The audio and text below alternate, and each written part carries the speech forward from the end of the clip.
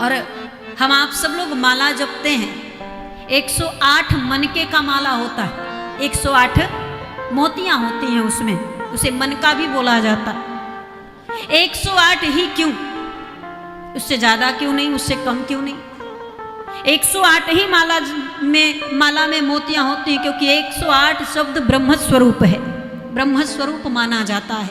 कितनी बार जप करना चाहिए? आप उस मनके पर अपने मन के माला को पिरोते हुए भगवान का नाम लेना है। अब विचार करें, एक बार राम अगर आपने कहा तो 108 बार माला पर जप लिया, इतना बराबर फल मिलता है।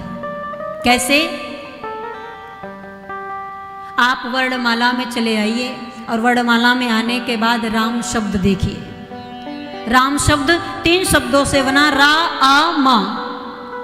वर्णमाला में व्यंजन में रा शब्द पहला, रा शब्द 27वें नंबर पर है। क से लेकर के रा तक पढ़ेंगे तो ये 27वां नंबर आएगा। और रा पे आ है, आ का मात्रा है, तो वो बड़ा आ है।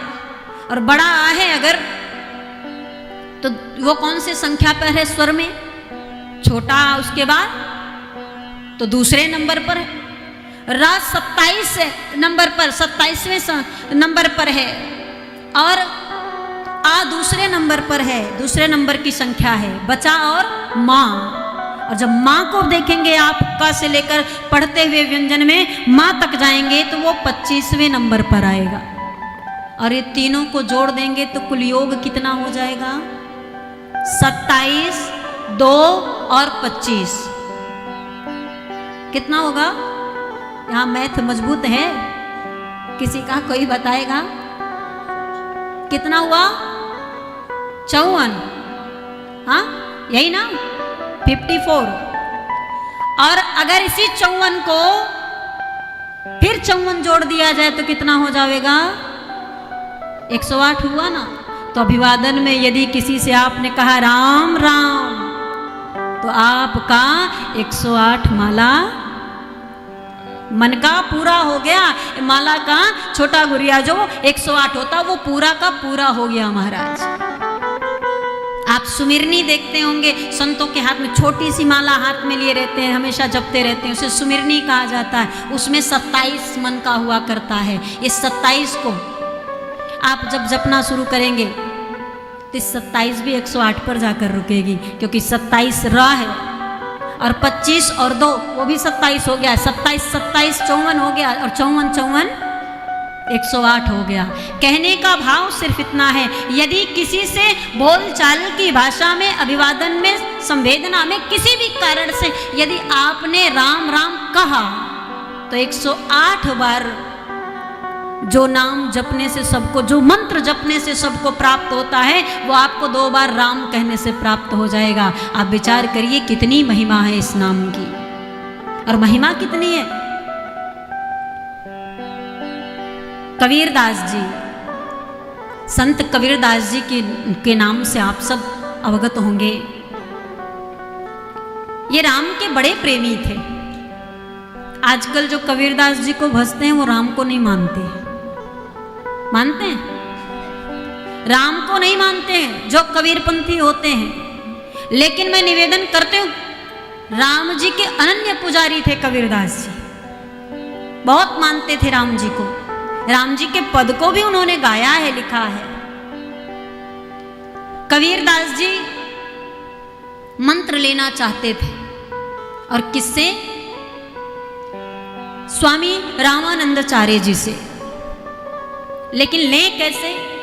क्योंकि रामानंदाचार्य जी बड़े नियम के पक्के थे, गजब का नियम था। वो ब्राह्मणों को ही सिर्फ मंत्र दिया करते थे, वो भी ठोक बजाकर अपने अनुरूप बनाने के बाद, यदि है देने लायक तो देंगे, नहीं तो नहीं देंगे। कबीरदास जी विचार किए, पता नहीं हमको मंत्र देंगे कि नहीं, हम उस योग्य हैं कि नहीं। तो कबीरदास जी ने युक्ति लगाई। वो दिन भर की दिनचर्या को देखना शुरू किए रामानंद जी के। और दिनचर्या में एक समय था जब वो कुटिया से निकल करके स्नान करने नदी तक जाते थे। तो क्या किए कबीरदास जी?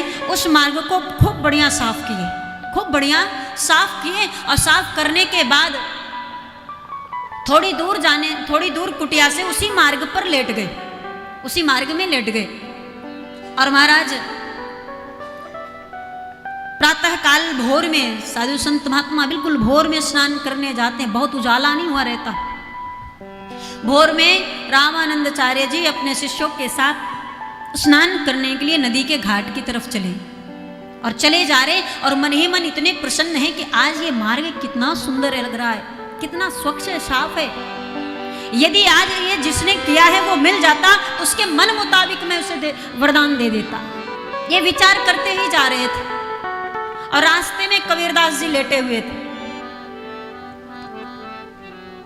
विचार करते, रास्ते को देखते, बखान करते रामानंदाचार्य जी बढ़िया मगन होकर जा रहे थे। इतने में कबीरदास के शरीर से रामानंदाचार्य जी का पैर अटका, लगा, और जैसे लगा मुख से राम राम राम निकला।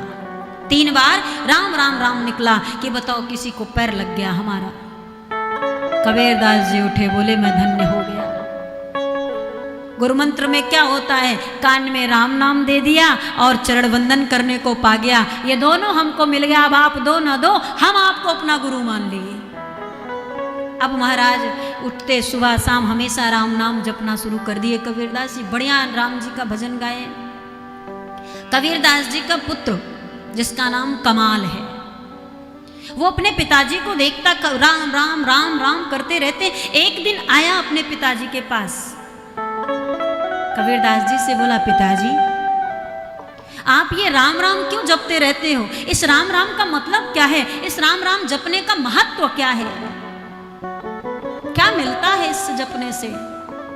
बालक समझकर कबीरदास जी ने कहा, इस राम नाम को जप करके, इस राम नाम को बोलकर जो भी चाहो सो कर सकते हो।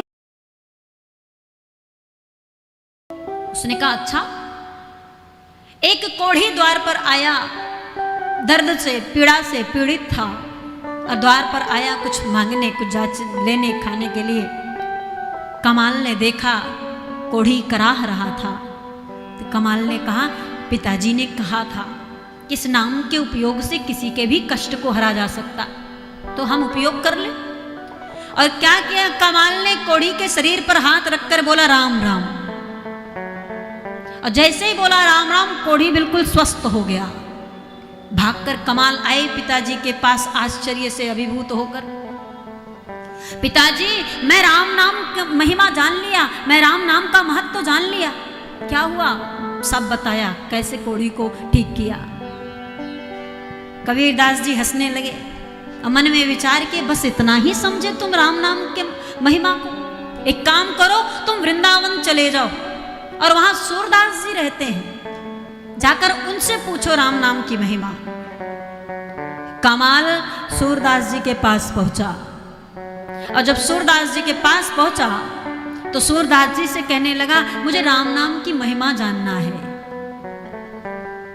इस नाम की महिमा क्या है? सूरदास जी बोले चलो हमारे साथ। तो सूरदास जी वहां जा रहे थे जहां हजारों की संख्या में कोढ़ी बैठे थे, और सूरदास जी वहां गए और इसी राम नाम रूपी महामंत्र का उपयोग करके हजारों कोढ़ियों को ठीक कर दिए। फिर भागकर कमाल अपने पिताजी के पास आया और आकर के बोला, पिताजी आप जाकर समझा राम नाम की महिमा, एक नहीं हजारों को ठीक कर सकता है। कबीरदास जी ने कहा, अभी भी नहीं जान पाए, सिर्फ इतना ही, जितना देखा उतना ही जाना, क्योंकि होता ना आंखों से देखेंगे तो ही विश्वास करेंगे। बोले अयोध्या चले जाओ, और अयोध्या में तुलसीदास जी रहते हैं, तुलसीदास जी से जाकर के इस नाम की महिमा को पूछो। भागे भागे कमाल तुलसीदास जी के पास अयोध्या पहुंचे। सरयू के तट पर तुलसीदास जी बैठे, बरसात का महीना, खूब बड़ी बड़ी लहरों के साथ मां सरयू बह रही है। कमाल पहुंचते ही तुलसीदास जी से बोले, महाराज मुझे राम नाम की महिमा जानना है। इतने में एक सौ बह करके आ रही थी सरयू जी में। कबीरदास जी ने, तुलसीदास जी ने कहा, राम नाम की महिमा। उस सौ को पकड़े तुलसीदास जी, बाहर निकाले और उस सौ के कान में राम राम बोले, सौ उठकर खड़ा हो गया। अब महाराज और आश्चर्य में कमाल, भागकर फिर पिताजी कबीरदास जी के पास पहुंचा और बोला, अब जान पाया राम नाम की महिमा, ये तो मुर्दों में भी प्राण डाल देता है। कबीरदास जी ने कहा, अभी भी नहीं जाने। तब तुलसीदास जी कमाल से कहते हैं, कमाल, जिस नाम की महिमा को जानने के लिए तुम यहाँ से वहाँ भटक रहे हो ना, उस नाम की महिमा एक बार किसी भक्त ने जाकर खुद राम से पूछ लिया। राम से जाकर के पूछ लिया कि राम जी आपके नाम की महिमा क्या है, तो राम भी अपने नाम की महिमा नहीं बता पाए, तो हम सब क्या बता पाएंगे। बाबा मानसकार कहते हैं, कहाँ कहाँ लगी नाम बड़ा,